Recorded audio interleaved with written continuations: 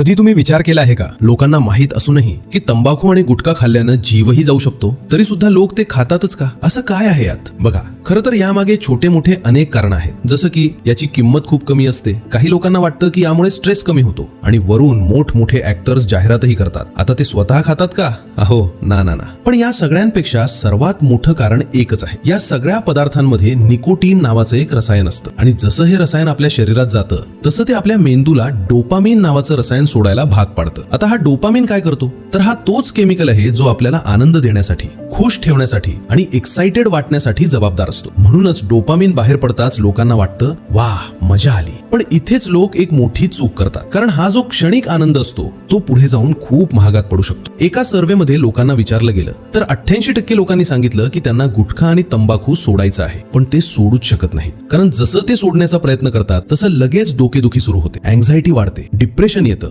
आणि स्ट्रेसही वाढायला लागतो. म्हणजे एकीकडे त्यांना हेही माहित असतं की यामुळे कॅन्सर होऊ शकतो, हार्ट अटॅक येऊ शकतो आणि हॉस्पिटलमध्ये लाखो रुपये खर्च होऊ शकतात. थोडक्यात चारही बाजूंनी आयुष्याची वाट लागू शकते. पण प्रश्न एकच, करायचं तरी काय? कारण सवय सुटतच नाही. पण आता यावर एक उपाय उपलब्ध आहे. जागतिक आरोग्य संघटना WHO नं अलीकडेच 2 मिलीग्राम कंट्रोल्ड निकोटीन गम मंजूर केली आहे. ही गम हळूहळू निकोटीनची सवय कमी करून गुटखा आणि तंबाखूची लत सोडायला मदत करू शकते. म्हणून ज्यांना ही सवय आहे त्यांच्यापर्यंत हा व्हिडिओ नक्की पोहोचवा.